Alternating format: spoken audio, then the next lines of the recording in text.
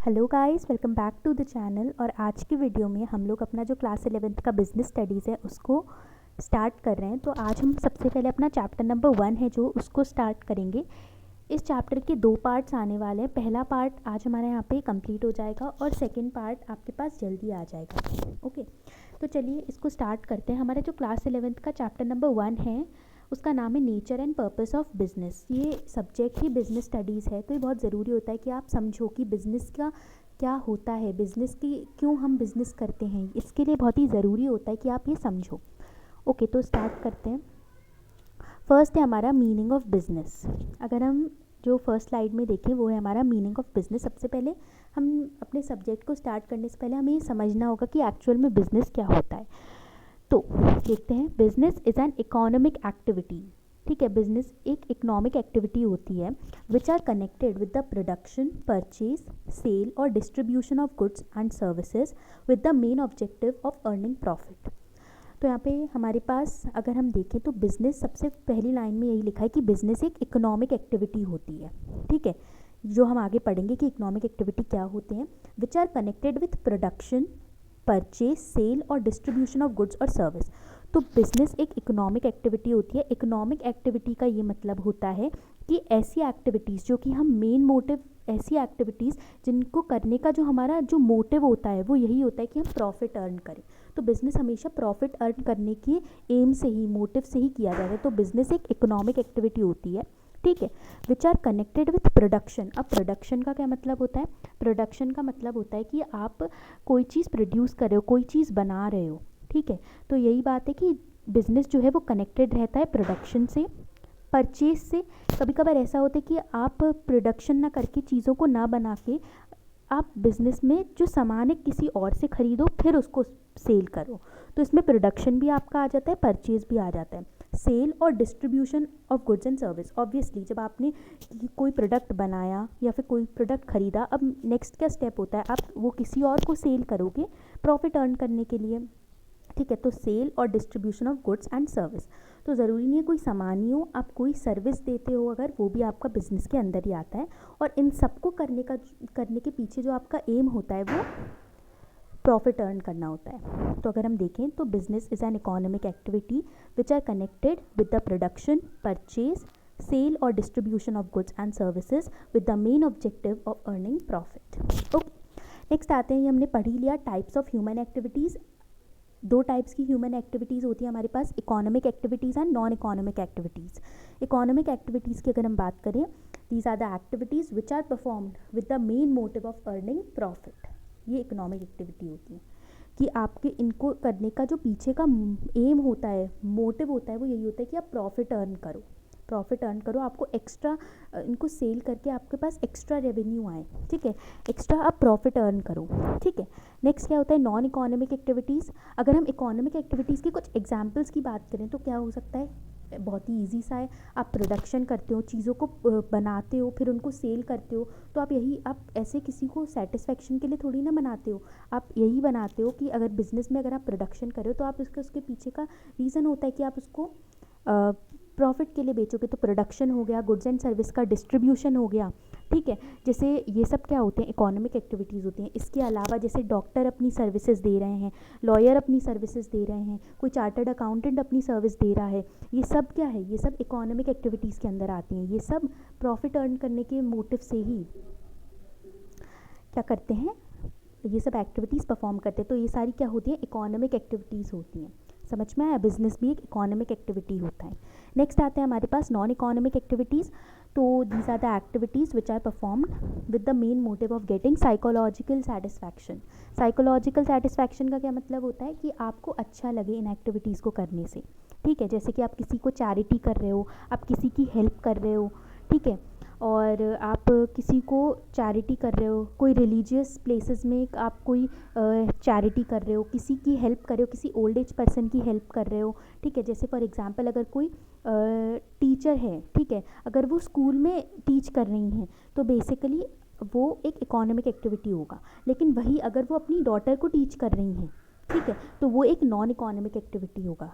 Okay, वो अगर अपनी डॉटर को टीच कर रही है तो वो एक नॉन इकोनॉमिक एक्टिविटी होगा, क्योंकि वो उनको साइकोलॉजिकल सेटिस्फैक्शन देगा। लेकिन वही अगर वो स्टूडेंट्स को स्कूल में टीच कर रही हैं तो वो एक इकोनॉमिक एक्टिविटी होगा। समझ में आया?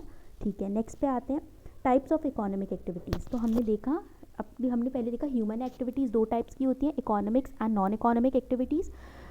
अब इकोनॉमिक एक्टिविटीज़ के अंदर भी आपकी 3 टाइप्स की एक्टिविटीज़ आती हैं, जैसा कि मैंने कहा बिजनेस, प्रोफेशन एंड एम्प्लॉयमेंट। एक एक करके समझते हैं। बिजनेस क्या होता है, जो आप समझ ही गए, ठीक है, production, sale and distribution of goods and service जिसमें होता है, आप प्रॉफिट अर्न करने की वजह से करते हो। प्रोफेशन क्या होता है, प्रोफेशन जैसे टीचर, लॉयर, डॉक्टर्स, जिनके पास एक प्रॉपर क्वालिफिकेशन रहती है, वो भी इन्हीं मोटिव से करते हैं कि हाँ उनको प्रॉफिट मिलेगा।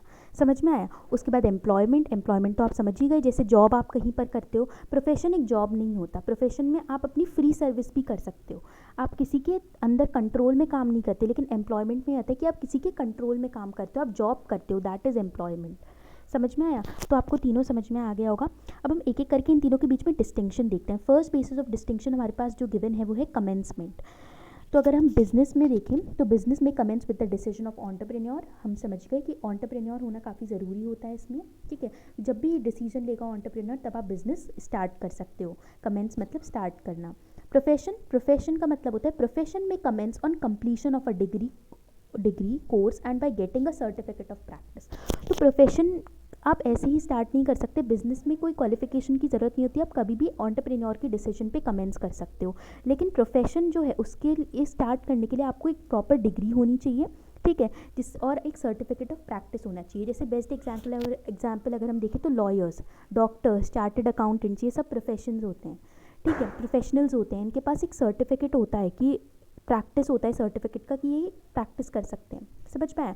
उसके बाद अगर हम एम्प्लॉयमेंट की बात करें तो एम्प्लॉयमेंट कमेंस ओके तो इसके बाद अगर हम एम्प्लॉयमेंट की बात करें तो एम्प्लॉयमेंट की अगर हम बात करें तो एम्प्लॉयमेंट जो होता है, employment commences on joining duty by entering into a service agreement. Basically अगर आपको एम्प्लॉयमेंट स्टार्ट करनी है तो उसके लिए आपको एक एग्रीमेंट बनाना पड़ेगा जो एम्प्लॉयर और एम्प्लॉयमेंट इंस्टीट्यूशन या फिर एम्प्लॉयर के बीच में होता है। वो एम्प्लॉयमेंट आपको यहाँ पे एम्प्लॉयमेंट बोला जाता है। तो एम्प्लॉई जो होता है वो एम्प्लॉयर के साथ एग्रीमेंट करता है, इंस्टीट्यूशन के साथ एग्रीमेंट करता है। तो जब आप सर्विस एग्रीमेंट पे एंटर हो जाते हो उसके बाद एम्प्लॉयमेंट आप कमेंस कर सकते हो। बेसिकली एम्प्लॉयमेंट की अगर मैं कुछ एग्जांपल्स अगर आपको दूँ तो फॉर एग्जांपल बैंक एम्प्लॉयज़ जो होते हैं, LIC एम्प्लॉयज़ होते हैं, ये मैंने जस्ट एग्जांपल दिए हैं आपको। तो दैट्स ऑल। तो आपको होप्स आपको क्लियर हो गया होगा तीनों के बीच में अभी का डिस्टिंक्शन पहला वाला। ओके नेक्स्ट पे हम चलते हैं। ओके नेक्स्ट अगर हम देखें तो नेक्स्ट हमारे पास यहाँ पे आती है qualification. No minimum qualification required before starting business. तो अगर हम देखें तो बिज़नेस के लिए कोई अभी तक एज सच क्वालिफिकेशन कोई है नहीं, लेकिन जनरली जो कोई भी पर्सन स्टार्ट कर सकता है यहाँ पे बिज़नेस, कोई मिनिमम क्वालिफिकेशन रिक्वायर्ड नहीं होती है बिज़नेस स्टार्ट करने के लिए। उसके बाद अगर हम प्रोफेशन की बात करें तो प्रिस्क्राइब्ड प्रोफेशनल क्वालिफिकेशन और ट्रेनिंग रिक्वायर्ड होती है। जैसे कि मैंने कहा आपको सर्टिफिकेट ऑफ प्रैक्टिस मिलता है, उससे पहले आपको कुछ कोर्सेज कंप्लीट करने होते हैं, कुछ ट्रेनिंग्स होती हैं जो आपको कंप्लीट करनी होती है। फॉर एग्जांपल डॉक्टर्स के लिए ट्रेनिंग होती है, साथ साथ उनको करना होता है उनका कोर्स। ओके चार्टर्ड अकाउंटेंट्स के लिए CA कोर्स होता है, फिर उनको आर्टिकलशिप करनी होती है, ट्रेनिंग करनी होती है। उन सब के लिए प्रिस्क्राइब ट्रेनिंग और क्वालिफिकेशन होता है। तो जब वो कंप्लीट हो जाएगा उसके बाद ही वो स्टार्ट कर सकते हैं प्रोफेशन। उसके बाद लेकिन अगर हम देखें एम्प्लॉयमेंट के केस में तो एम्प्लॉयमेंट में भी जो भी डिपेंड करता है क्वालिफिकेशन आप कौन सी जॉब कर रहे हो। जैसे बैंक एम्प्लॉयज़ के लिए बैंकिंग वाली क्वालिफिकेशन इंपॉर्टेंट होती है, तो उसके लिए आपको क्वालिफिकेशन प्रिस्क्राइब रहता है। उसके बाद नेक्स्ट अगर हम देखें इन्वेस्टमेंट के केस में, इन्वेस्टमेंट क्या होता है, third point, capital required depends on the scale of business. अगर हम बिजनेस के में देखें तो कैपिटल जो होता है वो ऑब्वियसली इंपॉर्टेंट एलिमेंट होता है। कैपिटल का क्या मतलब होता है, कैपिटल मतलब होता है कि आप कितना पैसा या कितने एसेट्स यानी कितनी चीज़ें बिजनेस में लगा रहे हो, दैट इज़ कैपिटल, ठीक है। तो कैपिटल जो रिक्वायर्ड होता है, कैपिटल कितना लगना है वो डिपेंड करता है कि आपका कितना बड़ा बिजनेस है, कितना स्केल ऑफ बिजनेस है। समझ में आया? उसके बाद अगर हम प्रोफेशन के केस में देखें तो प्रोफेशन में बहुत ही कम कैपिटल रिक्वायर्ड होता है। कई कबार अगर आप खुद की प्रैक्टिस करते हो उस केस में आपको कैपिटल इंपॉर्टेंट होता है, आपको कुछ एसेट्स वगैरह की ज़रूरत होती है, तो बहुत ही कम कैपिटल प्रोफेशन के केस में रिक्वायर्ड होता है। उसके बाद एम्प्लॉयमेंट के केस में देखें तो वो तो आप कहीं और जाके काम करते हो तो वहाँ पर तो कोई कैपिटल रिक्वायर्ड ही नहीं होती, समझ में आया। नेक्स्ट आते हैं रिस्क के केस में। तो बिजनेस में ऑब्वियसली हमेशा रिस्क रहता है, अनसर्टेनिटी रहती है, कभी कभार आपको लॉस हो सकता है, कभी कभार आपको प्रॉफिट हो सकता है, तो रिस्क तो बिजनेस में बहुत रहता है, हायर रिस्क रहता है। लेकिन अगर हम प्रोफेशन के केस में बात करें, बहुत ही कम रिस्क रहता है, ठीक है, low risk, very less risk. उसके बाद एम्प्लॉयमेंट के केस में नो रिस्क, कोई रिस्क नहीं रहता है एम्प्लॉयमेंट के केस में। उसके बाद फिफ्थ पॉइंट देखिए, ट्रांसफ़र ऑफ इंटरेस्ट। तो बेसिकली अगर हम देखें, ट्रांसफ़र ऑफ इंटरेस्ट का क्या मतलब होता है, आप किसी और को करने दो। मतलब ट्रांसफ़र ऑफ इंटरेस्ट का ये मतलब होता है कि आप किसी बोल दो कि हम मेरी जगह अब तुम स्टार्ट करो ये चीज़, मेरी जगह अब तुम इस चीज़ को हैंडल करो। तो बिज़नेस के केस में आप किसी और को अपना बिज़नेस आगे ट्रांसफ़र कर सकते हो, तो ये होता है ट्रांसफ़र ऑफ इंटरेस्ट। तो ट्रांसफ़र ऑफ इंटरेस्ट पॉसिबल है कुछ फॉर्मेलिटीज़ के साथ बिज़नेस के केस में, लेकिन प्रोफेशन के केस में पॉसिबल नहीं है। आप ऐसा हो सकता है क्या कि कोई प्रोफेशनल है वो बोल दे कि नहीं अब मेरा प्रोफेशन तुम फॉलो करो, ऐसा नहीं हो सकता। उसमें जो पर्सन अपनी जिसने कोर्स कंप्लीट किया होगा, जिसने ट्रेनिंग ली होगी, वही उस प्रोफेशन को कर सकता है। तो ट्रांसफ़र ऑफ इंटरेस्ट प्रोफेशन के केस में पॉसिबल नहीं है, ठीक है, और एम्प्लॉयमेंट के केस में भी नहीं है पॉसिबल। ऑब्वियसली आप अपनी क्वालिफिकेशंस किसी को आगे ट्रांसफ़र कर दोगे नहीं। तो सिर्फ बिजनेस के केस में ट्रांसफ़र ऑफ इंटरेस्ट पॉसिबल है, प्रोफेशन और एम्प्लॉयमेंट के केस में ट्रांसफ़र आप नहीं कर सकते हो। समझ में आया। उसके बाद नेक्स्ट आते हैं सिक्स्थ, मेन ऑब्जेक्टिव। तो मेन ऑब्जेक्टिव बिजनेस का क्या होता है, प्रॉफिट अर्न करना। मेन ऑब्जेक्टिव प्रोफेशन का होता है सर्विस प्रोवाइड करना। बेसिकली सर्विस भी आप प्रोवाइड करते हो, प्रॉफिट के मोटिव से ही प्रोवाइड करते हो, समझ में आया। तो लेकिन यहाँ पे मेन ऑब्जेक्टिव प्रोफेशन का सर्विस ही प्रोवाइड करना होता है। उसके बाद अगर हम देखें एम्प्लॉयमेंट के केस में, जो मेन ऑब्जेक्टिव है एम्प्लॉयमेंट का वो यही होता है कि आप इनकम अर्न करो, ठीक है, सैलरी के फॉर्म में एम्प्लॉयर को सेटिस्फाई करके, ठीक है। तो इसका सीधे सा आप ऐसा भी लिख सकते हो कि एम्प्लॉयमेंट का जो मेन ऑब्जेक्टिव होता है वो इनकम अर्न करना होता है, सैलरी अर्न करना होता है। समझ में आया। नेक्स्ट आते हैं code of conduct. Code of conduct का मतलब होता है रूल्स एंड रेगुलेशंस। अगर हम बिजनेस में देखें तो ऐसे एज सच अभी तक तो कोई बिजनेस में कोई रूल्स एंड रेगुलेशन प्रिस्क्राइब नहीं है, लेकिन प्रोफेशनल के केस में प्रोफेशनल्स एसोसिएशंस ने कुछ रूल्स प्रिस्क्राइब करे हैं, कोड ऑफ कंडक्ट प्रिस्क्राइब करे हैं जो फॉलो करने होते हैं। जैसे मेडिकल, जैसे चार्टर्ड अकाउंटेंट में ICAI है, उन्होंने कोड ऑफ कंडक्ट बना के रखे हैं, ठीक है। उसके बाद लॉयर्स के केस में बार काउंसिल ऑफ इंडिया है, उन्होंने बना के रखे हैं। मेडिकल्स के केस में भी आप देख सकते हो। तो code of conduct basically prescribed है। उसके बाद अगर हम देखें द टर्म्स, एम्प्लॉयमेंट के केस में the terms and conditions of service contracts are applicable on employ. और एम्प्लॉयमेंट के केस में जो भी एम्प्लॉयर और एम्प्लॉय के बीच में एग्रीमेंट हुआ था उसमें कौन कौन सी टर्म्स और कंडीशंस लिखी थी वो कोड ऑफ कंडक्ट प्रिस्क्राइब रहता है। नेक्स्ट आते हैं नेचर ऑफ वर्क इन्वॉल्व। तो अगर हम बिजनेस के केस में देखें, इसमें it involves production, purchase and sale और exchange of goods and service. तो बिजनेस में ऑब्वियसली आप प्रोड्यूस करते हो चीज़ों को या परचेज करके सेल करते हो गुड्स और सर्विस का इन एक्सचेंज ऑफ मनी। उसके बाद अगर हम देखें तो प्रोफेशन के केस में आपको आप पर्सनलाइज सर्विस प्रोवाइड करते हो, स्पेशलाइज नेचर में आप जिस चीज़ में स्पेशलाइज हो उस चीज़ की आप सर्विस प्रोवाइड करते हो। उसके बाद एम्प्लॉयमेंट के केस में it involves performing the work as assign by the employer. तो जो एम्प्लॉयर आपको वर्क असाइन करता है उसके बेसिस पे आप सर्विस प्रोवाइड करते हो एम्प्लॉयमेंट के केस में। क्लियर हुआ। नाइन्थ पॉइंट आता है reward. Reward for business is called profit. तो ऑब्वियसली अगर आप रिवॉर्ड देखें, अगर हम तो बिजनेस के केस में अगर आप रिस्क लोगे, अच्छे से परफॉर्म करोगे तो आपको प्रॉफिट मिलेगा। प्रोफेशंस क्या करते हैं, प्रोफेशनल्स अपनी फ़ीस चार्ज करते हैं, ओके, वो जो भी देते हैं, चार्टर्ड अकाउंटेंट्स अपनी फ़ीस चार्ज करते हैं, डॉक्टर्स अपनी फ़ीस चार्ज करते हैं, तो ऑब्वियसली उनका रिवॉर्ड क्या होता है, फ़ीस। एम्प्लॉयमेंट के केस में उनको क्या मिलता है, सैलरी या वेजेस। क्लियर हुआ। नेक्स्ट आते हैं, तो होप्स अभी तक का आपको सब कुछ क्लियर हो रहा होगा। अब हम आते हैं अपने नेक्स्ट टॉपिक पे, कैरेक्टरिस्टिक्स ऑफ बिजनेस। अब हम धीरे धीरे एक एक करके कैरेक्टरिस्टिक्स समझेंगे बिजनेस की। तो फर्स्ट कैरेक्टरिस्टिक है ओके, तो अब हम नेक्स्ट पे आते हैं, कैरेक्टरिस्टिक्स ऑफ बिजनेस। तो अगर हम कैरेक्टरिस्टिक्स ऑफ बिजनेस की बात करें तो फर्स्ट जो हमारी कैरेक्टरिस्टिक है वो है एन इकोनॉमिक एक्टिविटी। तो सबसे पहले कैरेक्टरिस्टिक्स का क्या मतलब होता है, कैरेक्टरिस्टिक्स मतलब ऐसी चीज़ें जो आपको किसी चीज़ की फीचर्स बताएं, मतलब उन चीज़ों की उसमें एक्चुअली में है क्या उन चीज़ों में। तो दीज आर कैरेक्टरिस्टिक्स। तो अगर हम कैरेक्टरिस्टिक्स की बात करें तो फर्स्ट कैरेक्टरिस्टिक ऑफ बिजनेस है एन इकोनॉमिक एक्टिविटी। तो जो कैरेक्टरिस्टिक्स ऑफ बिजनेस की बात करें तो इकोनॉमिक एक्टिविटी होती है, ऑब्वियसली हमने देखा इकोनॉमिक एक्टिविटीज़ वो एक्टिविटीज़ होती हैं which are perform with the main motive of earning profit. तो बिजनेस हमेशा प्रॉफिट अर्न करने के मोटिव से किया जाता है, तो it is an economic activity. Clear हुआ। सेकंड पे आते हैं प्रोडक्शन और प्रोक्योरमेंट ऑफ गुड्स और सर्विस। प्रोडक्शन मतलब चीज़ों को प्रोड्यूस करना, बनाना, या फिर प्रोक्योर करना। प्रोक्योर करना मतलब परचेज करना, फिर उसको सेल करना। तो इसमें प्रोडक्शन होता है या फिर प्रोक्योरमेंट होता है गुड्स एंड सर्विसेज का। गुड्स भी दो, आप सर्विस दो, दोनों ही चीज़ें अगर आप प्रोड्यूस करते हो, बनाते हो या फिर परचेज करके सेल करते हो, तो वो सब बिजनेस का ही एक कैरेक्टरिस्टिक होता है। समझ में आया? नेक्स्ट आते हैं sales and exchange of goods and service. तो गुड्स को सेल करना और फिर उनको एक्सचेंज करना। गुड्स एंड सर्विस का सेल मतलब आप बना के सेल कर रहे हो चीज़ों को, एक्सचेंज मतलब आपने किसी से परचेज किया फिर आप उसको रीसेल कर रहे हो, दैट इज़ एक्सचेंज। तो सेल और एक्सचेंज करना गुड्स एंड सर्विस का, एक्सचेंज तो सेल करना, एक्सचेंज मतलब आप गुड्स को बेच रहे हो फिर उसके बदले में आपको पैसा मिल रहा है, that is sale and exchange of goods and service. तो आप गुड्स को मनी के लिए एक्सचेंज करते हो, जनरली मनी के लिए एक्सचेंज करते हो, तो that is sale and exchange of goods and service. तो ये एक पार्ट है आपका, ठीक है। आप गुड्स को बनाते हो, सेल करते हो, ठीक है। ये सब नॉर्मल चीज़ें हैं जो बिजनेस में आप याद रख सकते हो। उसके बाद dealing in goods and service on a regular basis. अब ऐसा नहीं हो सकता कि आपने एक बार गुड्स को बेचा और आपका बिजनेस स्टार्ट हो गया, नहीं। आपको रेगुलर बेसिस पे अगर आप किसी गुड्स को या फिर सर्विस को देते हो इन एक्सचेंज ऑफ मनी, तो वो हमारा बिजनेस का ही पार्ट हो जाता है। तो अगर आप डील कर रहे हो किसी भी गुड्स या सर्विस में रेगुलर बेसिस पे, तो that is one of the characteristics of business. हम कह सकते हैं कि हाँ, आप बिजनेस कर रहे हो।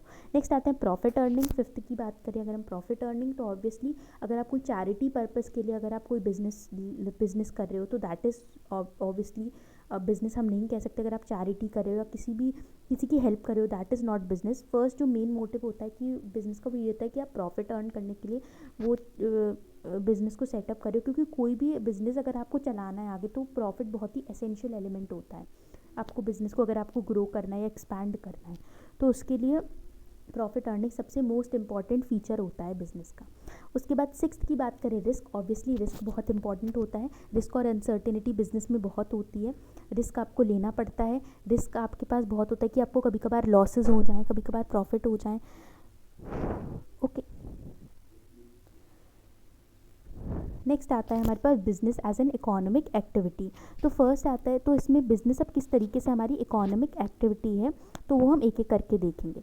फर्स्ट है प्रॉफिट मोटिव। तो how business is an economic activity. How can we say कि बिजनेस एक इकोनॉमिक एक्टिविटी है। बिजनेस जो है वो हम मेन मोटिव ऑफ प्रॉफिट की वजह से करते हैं। तो कैसे बिजनेस एक इकोनॉमिक एक्टिविटी है, तो देखते हैं। फर्स्ट है हमारे पास प्रॉफिट मोटिव। ऑब्वियसली जैसे मैंने कहा था, इकोनॉमिक एक्टिविटीज़ हम इसलिए बिजनेस को कहते हैं क्योंकि बिजनेस में जो मेन मोटिव होता है, one of the main motive जो होता है वो होता है profit motive.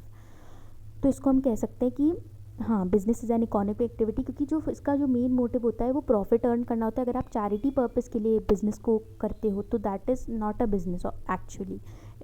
Business is only when you do business with the main motive of earning profit. Next है creation of utilities. What does it mean? Creation of utilities का मतलब होता है कि जो बिज़नेस है अगर आप करते हो, तो बिज़नेस किस तरीके से यूज़फुल चीज़ों को क्रिएट करता है, किस तरीके से फॉर्म्स को क्रिएट करता है। तो क्रिएशन ऑफ यूटिलिटीज़ में हमारा आ जाता है form utility, time utility and place utility. तो एक एक करके देखते हैं। तो अगर आप बिज़नेस करते हो, उससे बहुत ही यूज़फुल चीज़ें बनती है। किस तरीके से आप किसी चीज़ को यूज़ करते हो, कहाँ यूज़ करते हो, कब यूज़ करते हो, तो वो बिज़नेस उन चीज़ों को, यूज़फुल चीज़ों को बनाता है। तो एक एक करके देखते हैं। फर्स्ट अगर हम देखें फॉर्म यूटिलिटी, कोई भी रॉ मटेरियल है या फिर कोई सा भी प्रोडक्ट है, उसको जो बिज़नेस है वो प्रोडक्शन करके किस में कन्वर्ट करता है, एक अच्छे फिनिश्ड गुड्स में कन्वर्ट करता है, फॉर्म में कन्वर्ट करता है। तो दैट इज़ फॉर्म यूटिलिटी। समझ में आया? तो बिजनेसमैन है, it converts raw material into finished goods and into useful products and give them to consumers. So that is form utility. So business converts a raw material into its better product. So that is form utility. उसकी form को convert करता है। Second है time utility. Obviously time कभी कभार जो business है वो इस तरीके से गुड्स को बनाते हैं कि हम किसी भी समय उसको यूज़ कर सकते हैं।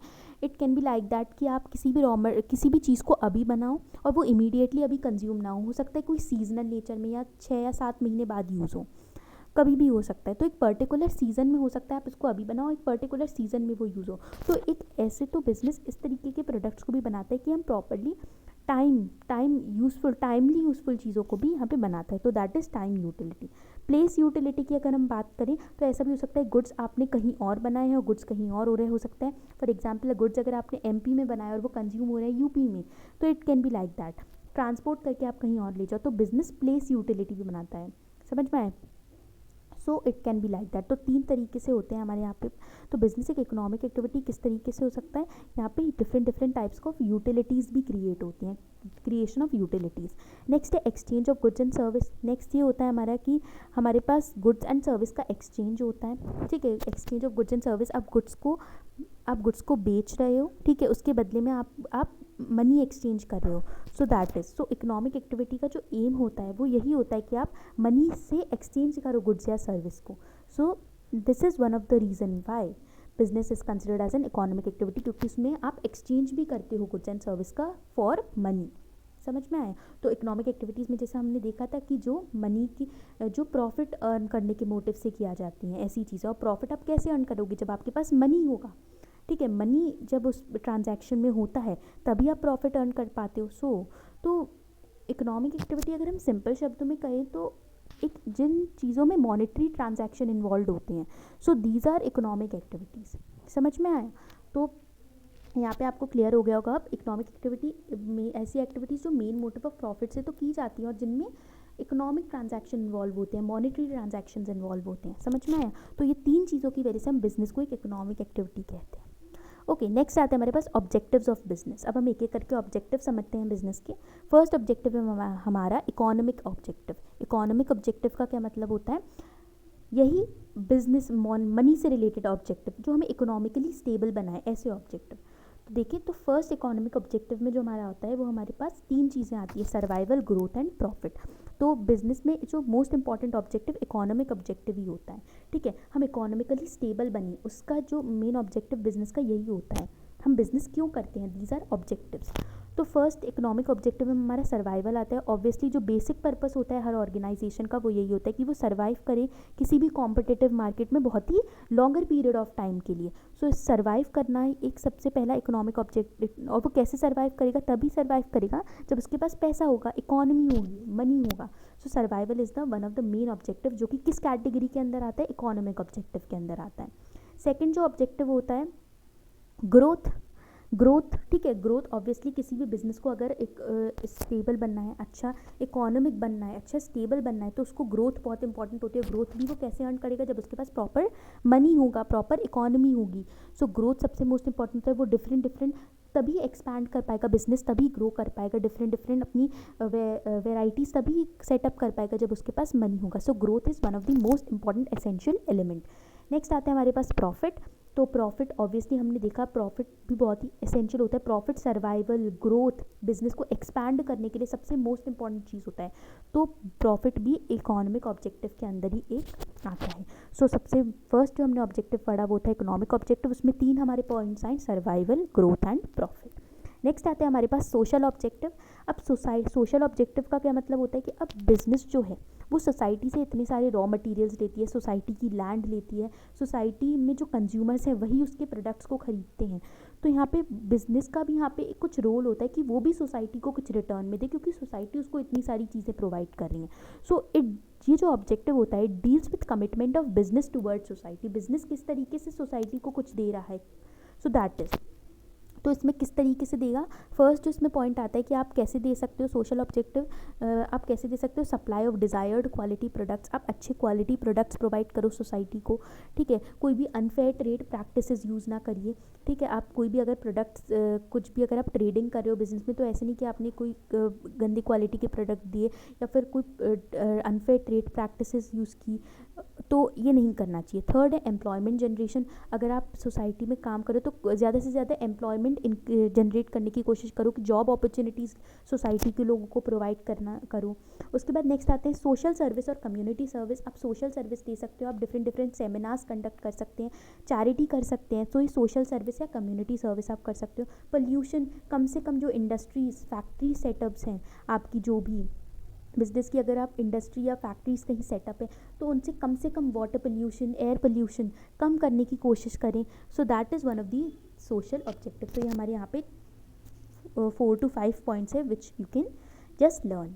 नेक्स्ट थर्ड ऑब्जेक्टिव, ह्यूमन और इंडिविजुअल ऑब्जेक्टिव। तो ह्यूमन और इंडिविजुअल ऑब्जेक्टिव आप समझते हो, ह्यूमन या इंडिविजुअल ऑब्जेक्टिव ये जो होता है ऑब्जेक्टिव, ये भी एक वन ऑफ दी ऑब्जेक्टिव होता है। It focus on getting maximum output from employees by keeping them motivated.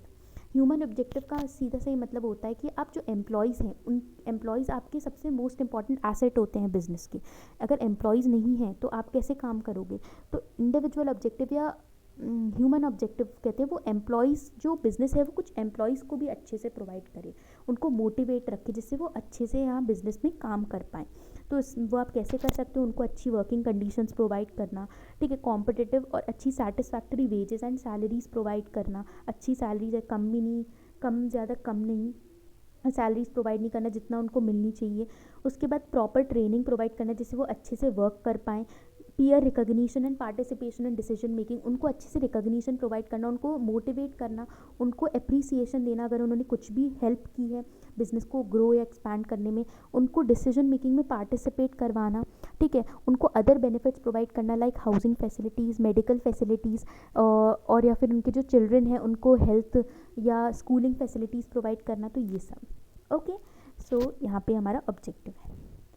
Next आता है हमारे पास role of profit in business. अब जो प्रॉफिट है उसका क्या रोल है बिजनेस में, वो हमें सबसे ज़रूरी है यहाँ पे।